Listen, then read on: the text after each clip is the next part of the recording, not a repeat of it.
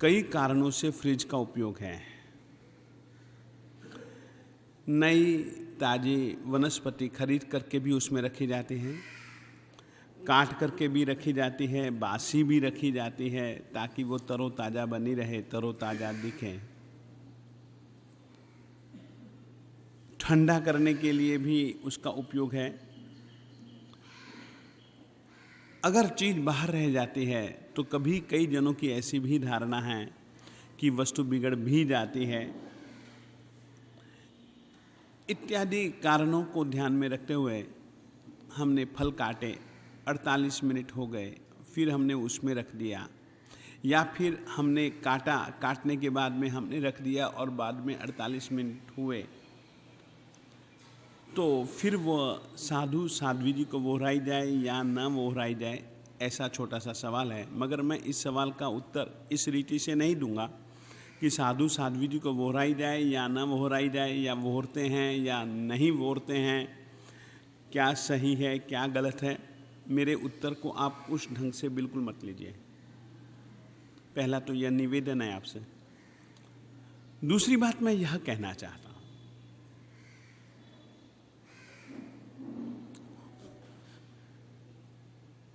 वस्तु को, फल को प्रासुक बनाने के लिए दो तरीके हैं, स्व काय शस्त्र और पर काय शस्त्र। शब्द सुने होंगे आप लोगों ने।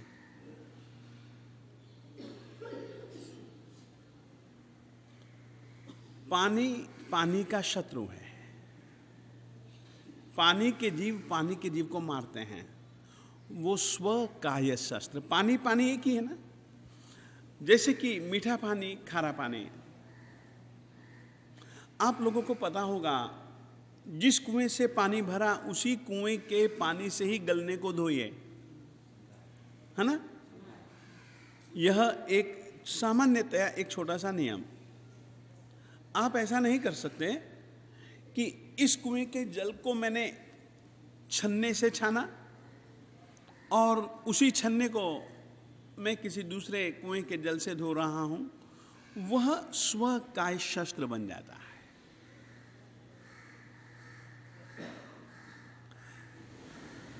यह तरीका एक प्रकार से हिंसा प्रधान है। पर काय शस्त्र, शस्त्र का मतलब मारकाट के लिए जिस अस्त्र का प्रयोग करते हैं वो शस्त्र है। पर काय, आग के ऊपर आपने पानी रखा, पानी के लिए आग पर है, स्व नहीं है। आदमी को आदमी ने मारा, आदमी को पशु ने मारा। स्व और पर, समझ गए। ये दो तरीके हिंसा से संबंध भी रखते हैं, और वस्तु को प्रासुक करना हो तो यह भी एक तरीका है। अब देखिएगा, मैं अपने स्वाध्याय के आधार पर अपनी बात आप लोगों से कहना चाहता हूं,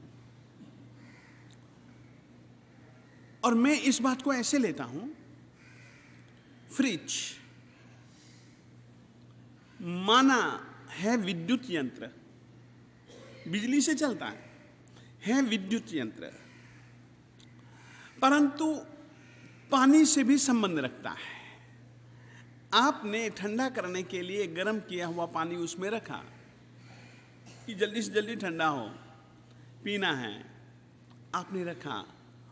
उस यंत्र के अंदर जो कुछ भी है, विद्युत का भले दिखे, परंतु मैं यह निश्चित रूप से मानता हूं कि उसमें अपकाय का संघट्टा होता ही है, और उसके संयोग से वस्तु निश्चित रूप से सचित्त बनती है।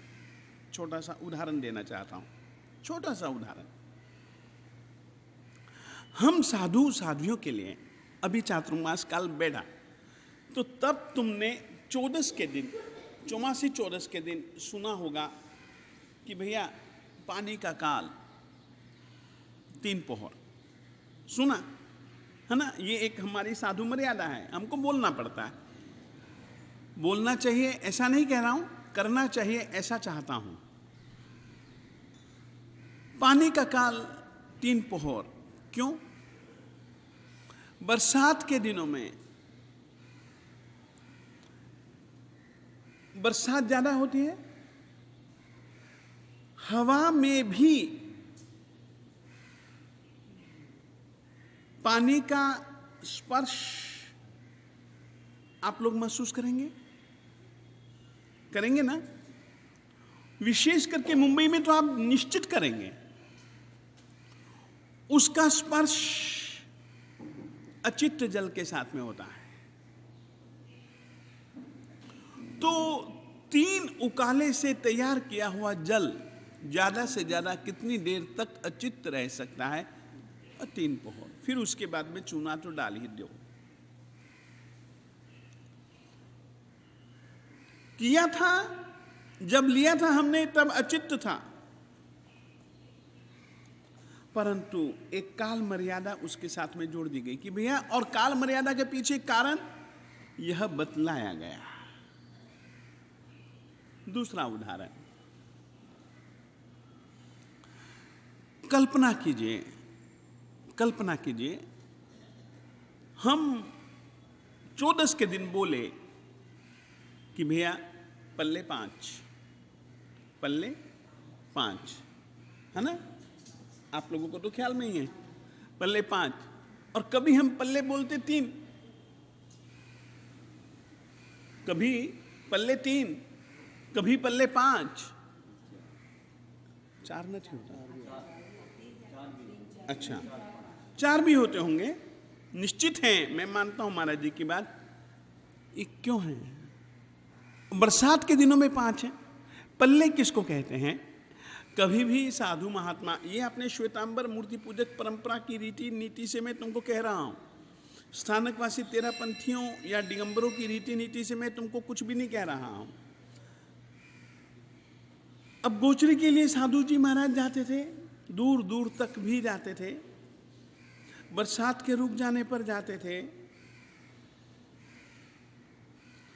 निश्चित रूप से हम अन्न लेते हैं, अचित्त अन्न लेते हैं।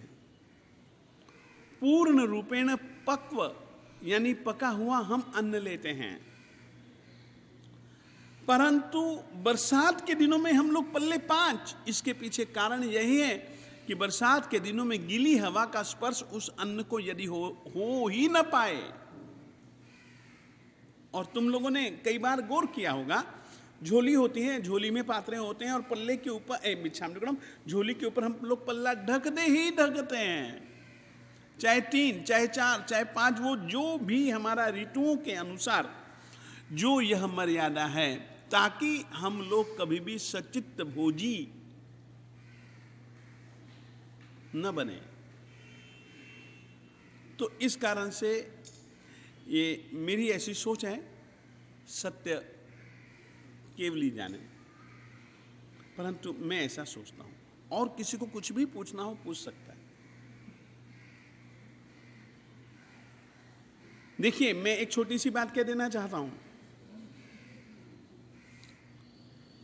आप लोग क्या करते हो, या दूसरे साधु साध्वी जी या हमारे साधु साध्वी जी क्या करते हैं, उस विषय में मैं कोई परिचर्चा करना नहीं चाहता हूं। मैंने अपनी बात, जो मैंने स्वाध्याय के आधार पर, और जो ये नियमावली जो है हम साधु साध्वियों के लिए, जिसको कि हम सामान्य भाषा में सामाचारी कहते हैं, सामाचारी, यह हम जो शब्द का उपयोग करते हैं, उस सामाचारी और क्यों सोचें, तो फिर ये और कुछ अपने बड़े आदमियों से मैंने जैसा सुना वैसा आपको मैंने कह दिया। और कुछ भी पूछना हो पूछ लीजिएगा, ताकि फिर अपन लोग आगे बढ़ेंगे।